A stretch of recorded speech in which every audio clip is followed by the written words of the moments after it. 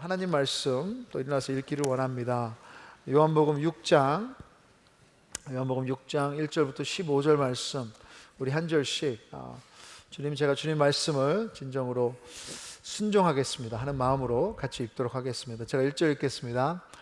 그 후에 예수께서 디베랴의 갈릴리 바다 건너편으로 가시매 큰 무리가 따르니 이는 병자들에게 행하시는 표적을 보았음이로라. 예수께서 산에 오르사 제자들과 함께 거기 앉으시니 마침 유대인의 명절인 유월절이 가까운지라.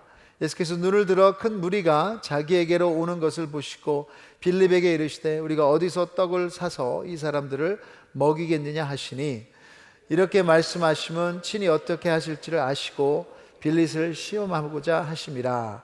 빌립이 대답하되 각 사람으로 조금씩 받게 할지라. 또 200데나리온의 떡이 부족하리이다.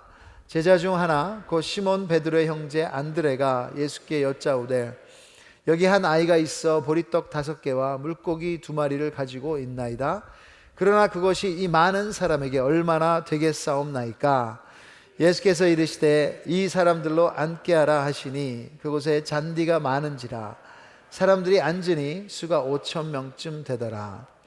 예수께서 떡을 가져 축사하신 후에 앉아있는 자들에게 나눠주시고 물고기도 그렇게 그들의 원대로 주시니라.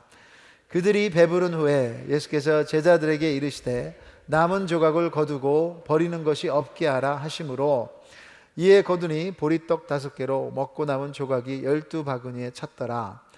그 사람들이 예수께서 행하신 이 표적을 보고 말하되 이는 참으로 세상에 오실 그 선지자라 하더라. 같이 하겠습니다. 그러므로 예수께서 그들이 와서 자기를 억지로 붙들어 임금으로 삼으려는 줄 아시고 다시 혼자 산으로 떠나가시니라. 아멘. 하나님의 말씀입니다. 저를 오래전부터 아신 분들은 제가 한국말이 많이 늘었다고 말씀하시는데 진짜 늘었습니다. 그 이유는 드라마를 많이 봐서. 최근에 본 드라마 중에 하나가 나빌레라라는 드라마가 있습니다. 아마 보신 분들도 여기 계실 것입니다. 평생 가족을 위해 일만 하시다가 70살에 은퇴하시고 어렸을 때 꿈이 발레였어요. 그래서 그 발레를 배우며 백조의 호수 무대에 서기를 원하셨던 할아버지 발레리노의 이야기입니다. 그냥 한 어르신의 말도 안 되는 꿈을 쫓는 이야기라면 그런 대로 감동이 될 수 있다고 생각합니다. 하지만 이 드라마는 사랑의 힘을 보여줍니다. 또 다른 주인공이 등장하는데요, 그것은 훌륭한 발레리노가 될 수 있는 재능을 타고난 23살의 청년인데 어머니가 돌아가시고 또 아버지도 감옥에 있어서 마음을 잡지 못합니다.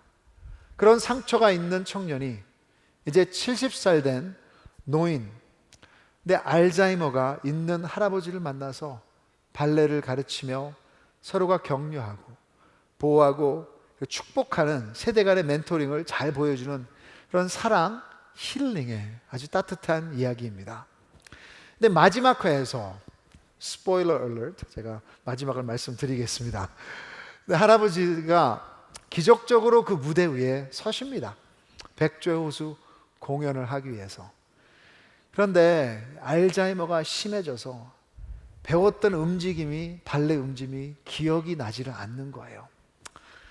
그때 처음에는 그렇게 차가웠고 자신의 상처에 빠져있던 청년이 할아버지에게 이렇게 이야기합니다. 완벽하지 않아도 몸은 다 기억해요. 할아버지를 몸 안에 다 있어요. 할아버지 지금 가장 좋아하고 가장 하고 싶었던 걸 하는 거예요. 할 수 있어요, 할아버지 하며 격려하는 사람으로 변화된 모습은 저의 가슴을 찡하게, 솔직히 울게 만들었습니다. 여러분, 이 세상에는 이런 사랑이 필요합니다. 세대 간의 거리를 뛰어넘는 사랑, 부족함을 받아줄 수 있는 사랑, 기다려주는 사랑, 이런 사랑이 우리 사회를 아름답게 만들 수 있는 거예요. 그리고 이런 사랑이 어디에 있습니까? 지식과 인포메이션에 있는 것이 아니라 우리 신앙의 대상이신 하나님에게 있는 줄 믿습니다. 그리고 기독교가 뭐냐 물어보시면 한마디로 우리를 변화시킨 사랑이라고 하고 싶습니다. 그래서 이번 설교 시리즈를 퍼밀러 목사님의 이 Love Dwelt Among Us, 이제 사랑이 우리 안에 거하셨다 하는 메시지 가운데 예수님을 알아간다는 것은 그분과의 만남 가운데 사랑을 경험하는 것이다. Knowing Jesus is experiencing love 라고 했습니다. 그래서 그 주제를 가지고 성경에 나오는 이야기들을, 예수님의 이야기들을 사랑으로 지금 보고 있습니다. 그럼 우리는 이 사랑에 대해서 왜 어떻게 사랑해야 될지 그 방법은 어느 정도 고민해야지만 알고 있는 부분들이 있어요. 근데 그것보다 더 어려운 것은 사랑의 능력입니다. 용서해야 되는 것인 줄 아시잖아요. 격려하는 것인 줄 아는데, 잔소리하지 말아야 되는 아는데, 그 사람의 차이점을 받아줘야 되는지 아는데, 다 알면서도 내 말을 안 들을 때, 내가 스트레스를 받았을 때, 내가 피곤할 때, 분노가 올라올 때, 상처가 올라올 때 사랑할 능력이 없다는 것이 우리의 현실입니다. 자녀들에게 제가 가장 많이 사용하는 제 방어성 합리화는, 야, 아빠가 피곤해서 그랬어. I really had a bad day. 화를 터뜨리고 나서 미안해, 아빠 진짜 스트레스 많았어 할 때, 여러분 한두 번은 봐주겠지만 매번마다 그렇게 한다면 이것은 전혀 관계에 도움이 되지 않습니다. 그럼 오늘 이야기 너무나도 잘 알려진 예수님의 오병이어의 기적입니다. 이 기적은 유일하게 마태, 마가, 누가, 요한 4복음서에 다 나오는 이야기예요. 그만큼 예수님의 중심을 너무나도 잘 보여주고 있다고 말할 수 있습니다. 그럼 많이 들어 아시다시피 물고기 2마리와 보리떡 5개로 남자만 5,000명을 먹였다면 학자들은 아마도 여자들과 아이들을 다 합치면 10,000명 넘게 먹였을 거라고 말합니다. 그럼 이것은 그냥 기적의 이야기만이 아니라 더 나아가서 제임스 보이스라는 목사님은 여기서 예수님의 넘치는 사랑, overwhelming love, 그것을 볼 수 있다고 했습니다. 그래서 오늘은 이런 넘치고 위대하신 예수님의 사랑의 모습을 오병이어의 이야기에서 찾아보며 어떻게 이 사랑이 연결되는지, 그 연결고리를 우리 함께 보도록 하겠습니다. 예수님의 사랑의 첫 연결고리는 불쌍히 여기는 마음, compassion입니다. 우리 옆 사람한테 말씀하세요. 불쌍히 여기는 마음을 가지세요. 불쌍히 여기는 마음을 가지세요. 예수님은 치유와 가르침의 사역을 주로 하셨습니다. 참 많은 병자들을 기적적으로 고치셨어요. 2절에 보시면 큰 무리가 따르니, 왜 무리가 따랐습니까? 이는 병자들에게 행하시는 표적을 보았음이로라. 여러분, 지금도 기적을 행한다면 참 많은 사람들이 따를 거예요. 어떤 면에서 거짓 기적을 행해도 많은 사람들이 거기에 몰리는 것을 보게 됩니다. 그래서 치유사역을 하시면서 이제는 이 동네로 오시면서 치유사역을 하시기 위해서 오셨는데, 그 소문이 퍼지니 사람들이 몰려들기 시작했습니다. 그런 가운데 제자들은 피곤함을 예수님께서 아셨습니다. 이 동일한 이야기에 마가복음 6장 31절에 이렇게 말했습니다.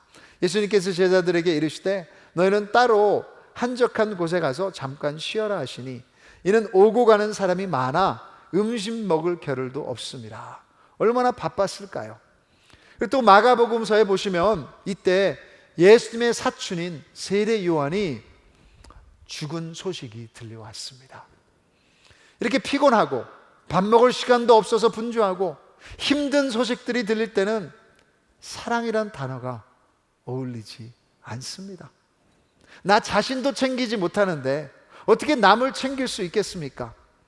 하지만 이 큰 무리가 예수님께 나아올 때 예수님은 그들의 어려움을 보시며 그들을 짐으로 여기지 않으셨습니다. 마가복음 6장 34절에 예수께서 나오자 큰 무리를 보시고, 여러분 우리도 봐요. 사람들 봐요. 어려움을 봐요. 근데 예수님의 관점은 그냥 보시는 것이 아니었어요.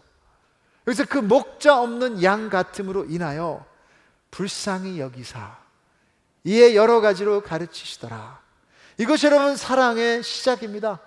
끊임없이 예수님의 이야기를 보면 이것이 계속해서 나오고 있어요. 불쌍히 여기사 헬라어로 많이 들으셨죠?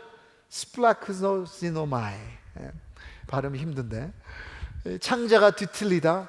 그 당시 사람들은 사랑과 연민이 그 창자 내면에서 시작된다고 믿었습니다. 여러분, 예수님에게 무리는 자신의 인기를 증명하는 숫자가 아니었습니다. 예수님에게 그들은 부담스러운 짐이 아니었습니다. 이 불쌍히 여기는 마음, 이것이 우리를 사랑으로 인도하는 거예요. 이것은 사람에게 코드를 맞추는 것입니다. 어쩌면 이렇게도 생각할 수 있을 것 같아요. 여러분, 예수님 하나님의 말씀이 있으신 분이에요. 하늘의 말씀이 있었다고 말할 수 있습니다.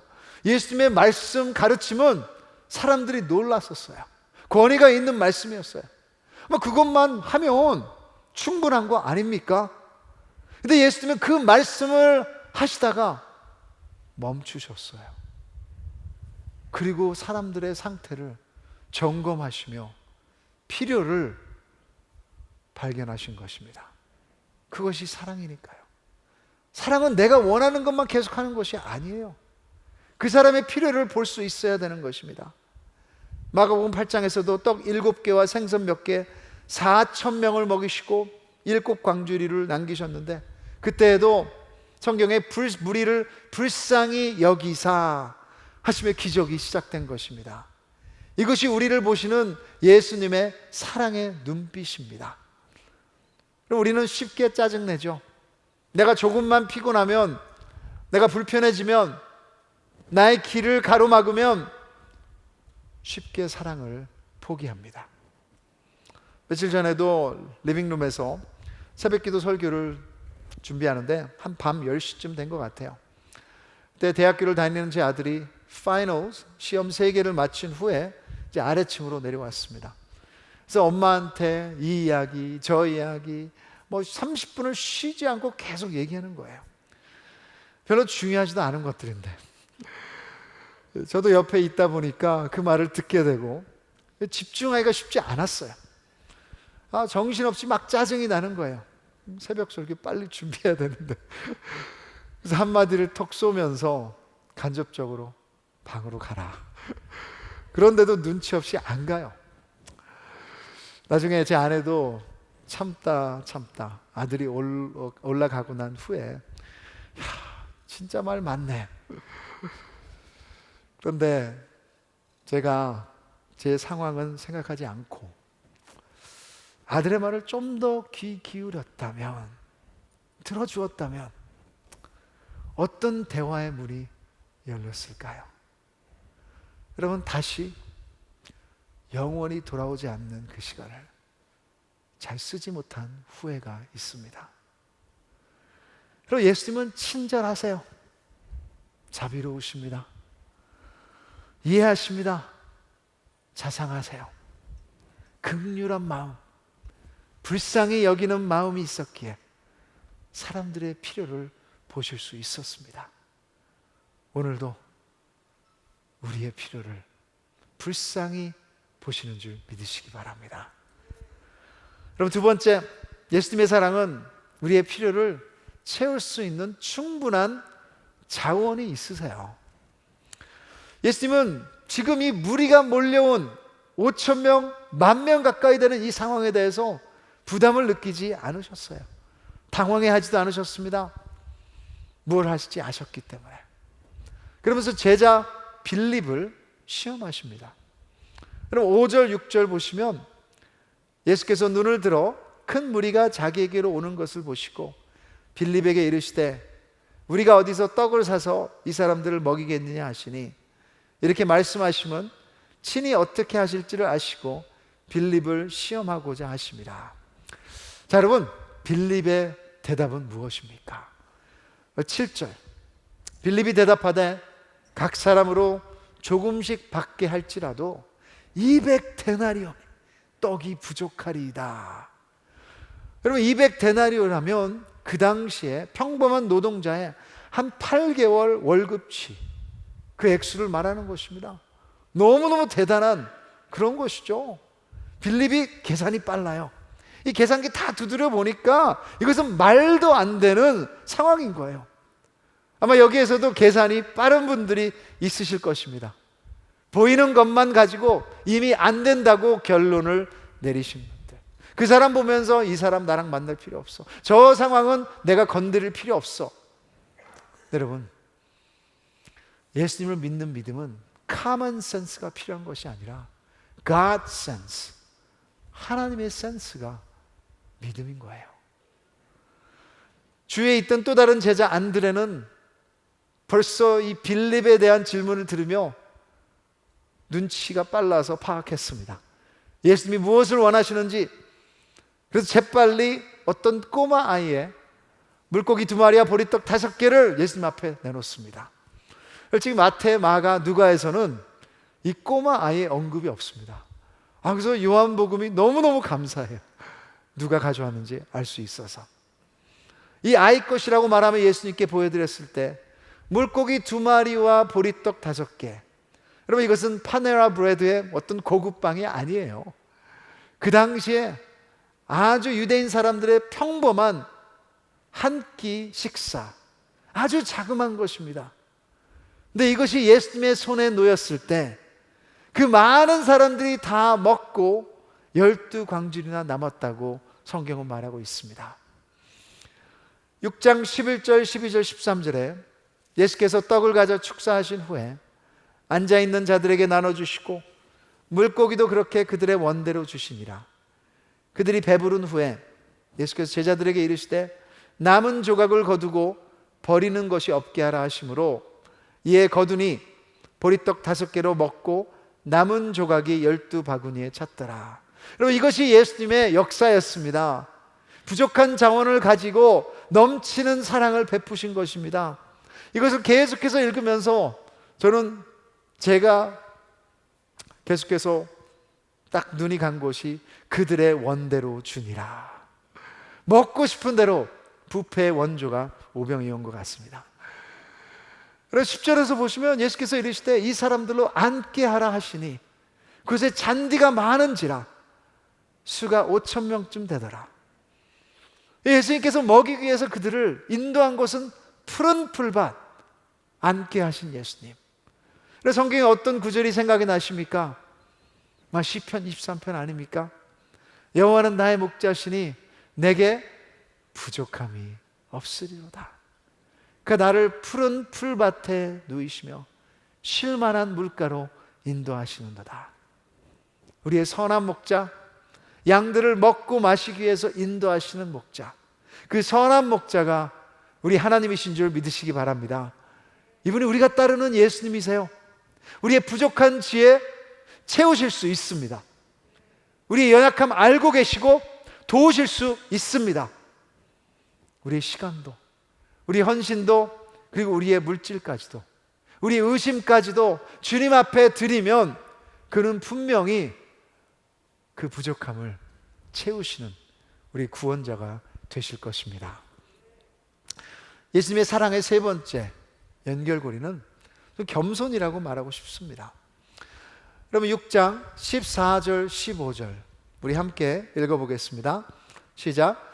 그 사람들이 예수께서 행하신 이 표적을 보고 말하되 이는 참으로 세상에 오실 그 선지자라 하더라. 그러므로 예수께서 그들이 와서 자기를 억지로 붙들어 임금으로 삼으려는 줄 아시고 다시 혼자 산으로 떠나가시니라. 얼마나 대단한 기회입니까? 4절에 보시면 지금 이때가 6월절이었다고 말하고 있습니다. 이들의 명절이 다가왔을 때 아마도 유대 사람들은 민족에 대한 소망이 있었을 것입니다.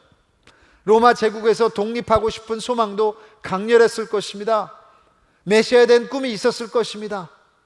그 메시아를 기다리고 있었을 거예요. 여러분, 예수님께서 메시아로 오셨는데 이제 십자가에 매달리지 않아도 간단히 빨리 원하는 것을 얻을 수 있는 길이 있는 것처럼 보이는 거예요. 유대인들이 기다리는 메시아, 그런데 예수님은 거부하셨습니다. 낮아지셨습니다. 기적을 행한 사람의 권리를 챙길 수 있는 기회인데 예수님은 혼자 산으로 떠나가셨습니다. 우리가 6월 달에 더 보겠지만 사랑의 절정은 나의 권력을 남을 위해 포기하는 데 있는 것입니다. 조정익 목사님의 사람이 선물이라는 책에서 이런 글이 있습니다. MS, 컴퓨터죠. 마이크로소프트. 윈도우가 OS입니다. 운영체제죠. Operating System. 이제 애플은 Mac이 OS고요. 하나님의 OS는 사랑입니다. 너무너무 좋아요. 그 형상 닮은 인간의 OS도 사랑입니다. 참된 부성도 모성도 그래서 사랑입니다. 그러나 부패한 인간의 OS는 권력입니다. 하나님의 반대입니다. 또 다른 곳에 이렇게 얘기하셨어요. 사랑은 내가 무엇을 줄 것인가를 생각하고 권력은 내가 무엇을 얻을 것인가를 생각합니다. 사랑은 주고 잊어버리고 권력은 주고 더 많은 것을 기대합니다. 예수님은 넘치게 사랑하시고 나누어 주시고 겸손으로 잊어버리시고 떠나셨어요. 지난번에 한 싱글 자매를 상담했습니다. 이 기도 제목이 배우자를 찾고 싶은데 데이트하는 것이 두렵다고. 제가 왜 데이트를 두려워하냐고 물어보니 자기 상상대로 원하는 대로 결과가 안 나올까 봐. 그렇게 말하면서 자신이 이 컨트롤하고 싶은 마음이 너무너무 강해서 자신의 우상이라고 말을 했습니다. 내가 내 마음대로 하고 싶은 것 권력입니다. 예수님은 자신의 목적을 이룰 수도 있는 상황이지만 자신의 방법을 겸손하게 내려놓고 그 자리를 떠나셨습니다. 그래야 그 무리들에게 그들이 진짜 필요한 십자가를 통한 영혼의 구원을 주실 수 있었기 때문입니다.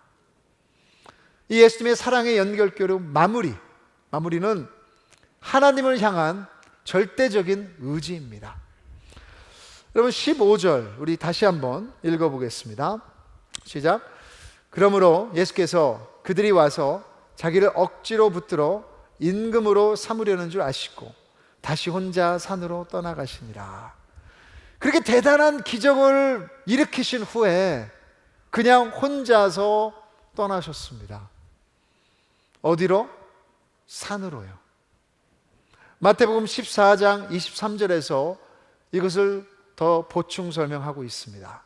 보시면 무리를 보내신 후에 기도하러 따로 산에 올라가시니라. 저물매 거기 혼자 계시다니. 여러분 이것이 예수님의 삶의 패턴이었습니다. 기도하러 떠나시는 삶, 예수님의 사랑의 능력은 여기서 나온 것입니다. 아버지에게 모든 것을 맞추고 그분의 뜻을 의지하신 것입니다. 요한복음 6장 38절, 요한복음 5장 30절, 그리고 요한복음 4장 34절을 제가 계속해서 읽겠습니다. 예수님께서 자기 자신의 삶에 대해서 다시 한번 우리에게 알려주고 계십니다. 내가 하늘에서 내려온 것은 내 뜻을 행하려 함이 아니요 나를 보내신 이의 뜻을 행하려 함이니라. 내가 아무것도 스스로 할 수 없노라. 듣는 대로 심판하노니 나는 나의 뜻대로 하려 하지 않고 나를 보내신 이의 뜻대로 하려 함으로 내 심판은 의로우니라.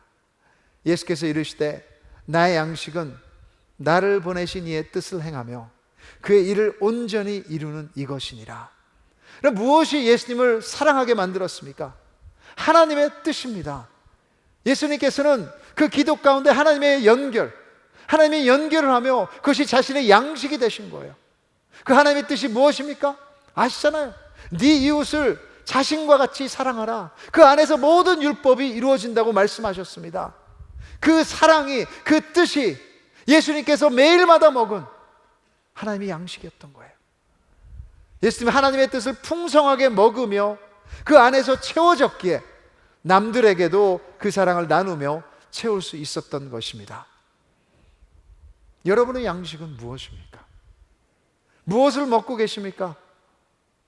사람들의 인정, 체면, 세상이 말하는 성공, 과거의 상처, 여러분 이런 것들은 우리를 채우는 것이 아니라 우리를 더 굶주림으로 몰고 가는 것입니다. 제가 오래전에 영어 목회를 할 때 한 집사님이 리더십 중에 한 분이었는데 저를 오해해서 근거 없는 비난, falsely accusation을 저한테 했습니다. 그래서 저는 정말 억울했습니다. 처음에는 저의 결백을 주장하고 싶어서 이메일도 쓰고 대화도 했었습니다. 근데 받아들여지지 않았어요.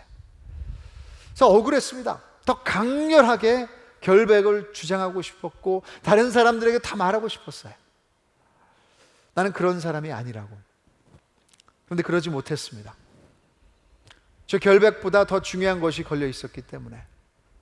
근데 제 그 마음이 너무너무 괴로웠습니다. 그 한 사람이 나를 인정하지 않는다는 이유 때문에 정말 허무하고 그 사역을 그만둘까도 생각했었습니다. 그 사람의 인정으로 나를 채우고 싶었었습니다. 그런데 깨달았어요. 그 사람의 인정 아무리 먹어도 나를 행복하게 할 수 없는 것을, 그것이 금방 썩을 음식인 것을, 아마도 그것을 먹었다면 저는 계속해서 고팠을 것입니다. 여러분, 요한복음 6장 51절에 예수님께서는 진정한 우리 삶의 채움의 비결을 말씀하십니다. 나는 하늘에서 내려온 살아있는 떡이니 사람이 이 떡을 먹으면 영생하리라. 내가 줄 떡은 곧 세상의 생명을 위한 내 살이니라 하시니라 하셨습니다. 예수님 안에 생명이 있기에 그것이 여러분 진정으로 우리를 살게 만드는 것입니다.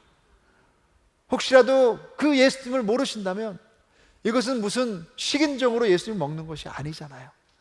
십자가의 예수님, 그분이 나의 죄를 위해서 죽으셨다는 것을 믿고 그분을 우리의 주인으로 받아들인다면 진정으로 그 십자가의 역사가 우리에게 임하게 되는 것입니다.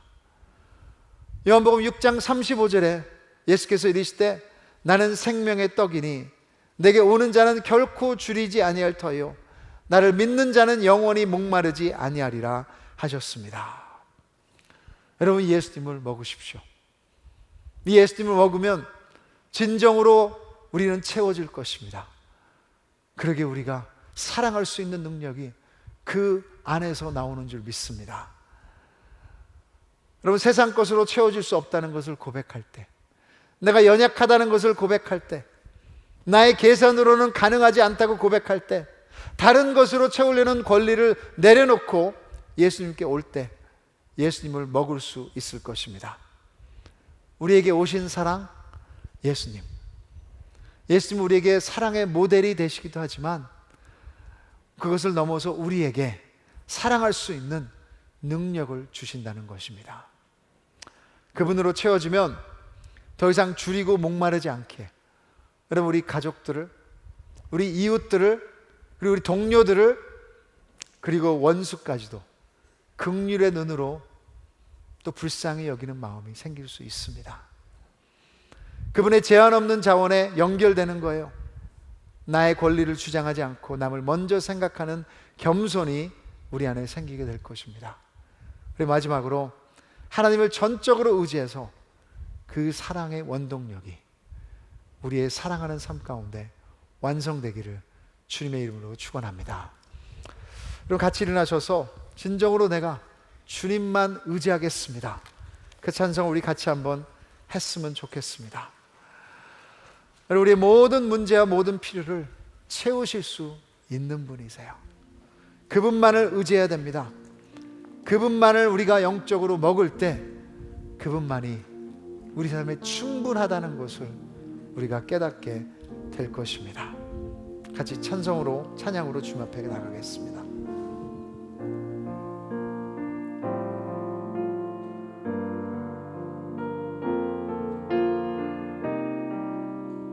우리 함께 고백합니다. 주여, 우린 연약합니다. 주여, 우린 연약합니다. 우린 오늘을 힘겨워합니다. 주 뜻 이루며 살기에 부족합니다. 우린 연약합니다. 다시 한번 우리의 마음을 다해 고백합니다.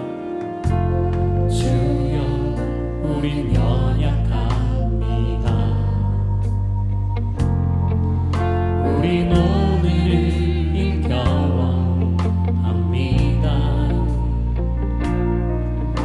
주뜻을 이루며 살기에 부족합니다.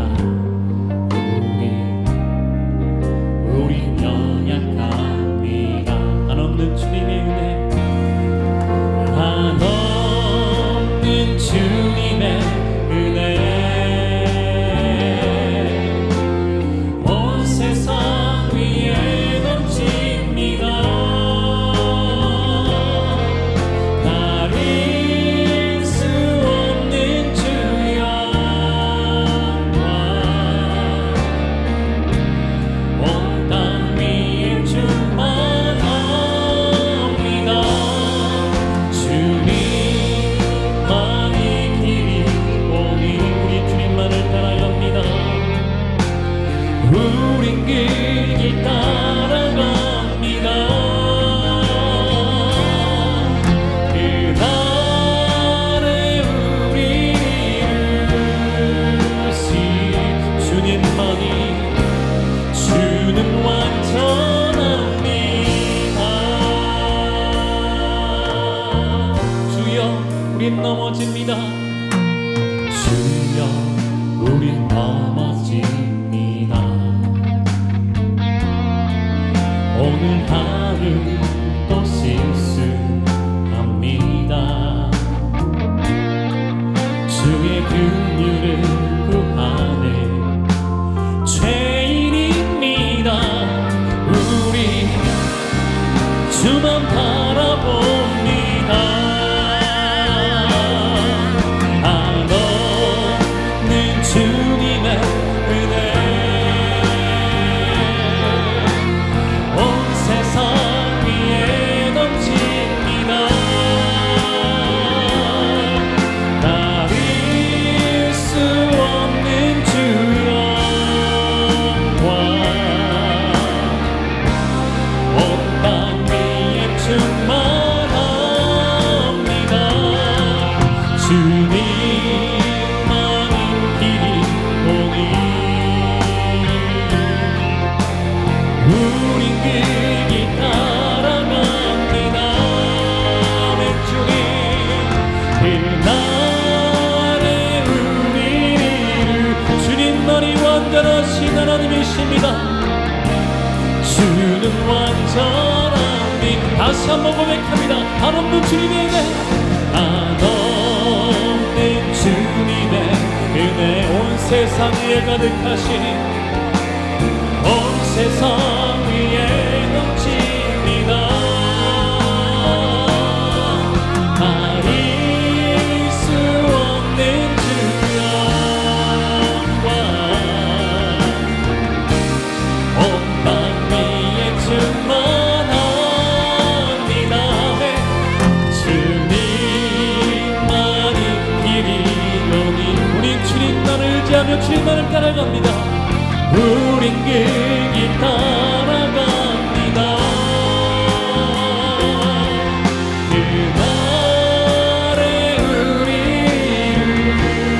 이루신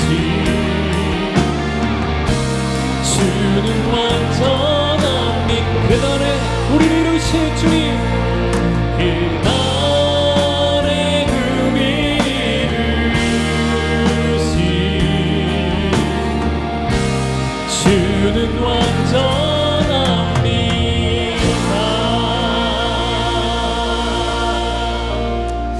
우리 같이 한번 통성으로 주님 앞에 기도했으면 좋겠습니다. 그럼 오늘도 주님 기적하실 수 있으세요?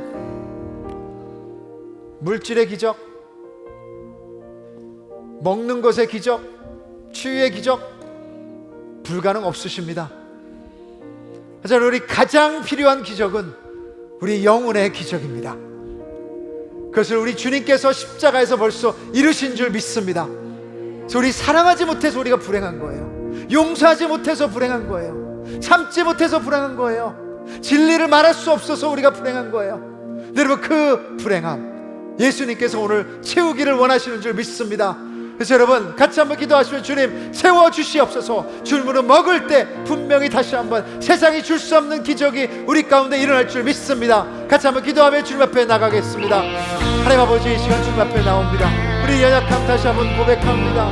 우리 실수합니다. 우리 죄인입니다.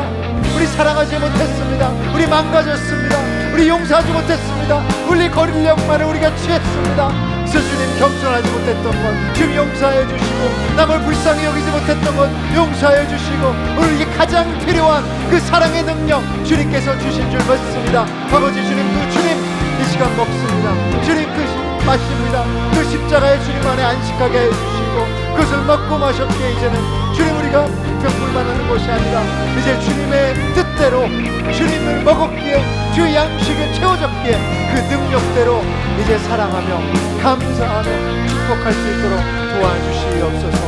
아버지 하나님 감사합니다. 하나님 아버지, 오늘도 우리에게 필요한 것은 예수 그리스도임을 다시 한번 고백합니다. 예수 그리스도 십자가에 못 박히셨기에 주님께서 말씀하신 것처럼 모일 때마다 나를 기억하라, 나의 찢기신 살을 먹고 흘리신 피를 마시라고 말씀하셨습니다. 오늘도 예배 가운데 주님의 찢기신 살과 흘리신 피를 먹고 마십니다. 영적으로 주님, 우리가 채워진 자라는 걸 기억하게 하여 주시옵소서. 혹시라도 주님, 이 예수님을 먹고 마시지 못한 형제 자매가 있다면 오늘도 불쌍히 여겨주시고, 오병 이후에 기적을 행하셨던 것처럼 우리의 조그만한 기도를 주님 앞에 올려드립니다. 사랑하여 주시고, 이 세상엔 어떤 행복도 없다는 것을 깨닫는 순간이 일어날 수 있도록 도와주시옵소서. 주님, 순간순간이 기적입니다. 오늘도 우리가 살아있다는 것이 기적입니다. 주님이 주신 물질이 기적입니다. 주님이 주신 가족이 기적입니다.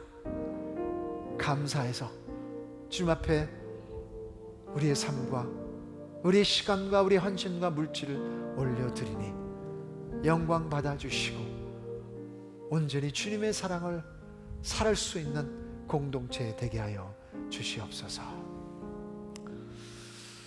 이제는 우리를 먹이시기 위해서 자신의 살이 찢겨지고 피를 흘리신 주 예수 그리스도의 십자가의 은혜와 하나님 아버지의 무한하신 사랑하심과 성령 하나님의 역사하시고 우리를 한 공동체로 만드시고 위로하심이, 이제 그 주님을 먹고 마셨기에 이제는 채워진 자로서, 굶주린 자가 아니라 배부른 자로서 주님이 사랑하시는 곳에 걸어 나가기를 결단하는 우리 모든 형제 자매들의 머리 위에, 그리고 주님이 사랑하시며 또 어머니로, 영적인 어머니로, 제자를 만드는 어머니로 세우신 어머니들 머리 위에, 그 선교사님과 사역자들 머리 위에 이제부터 영원까지 항상 함께 있을지어다.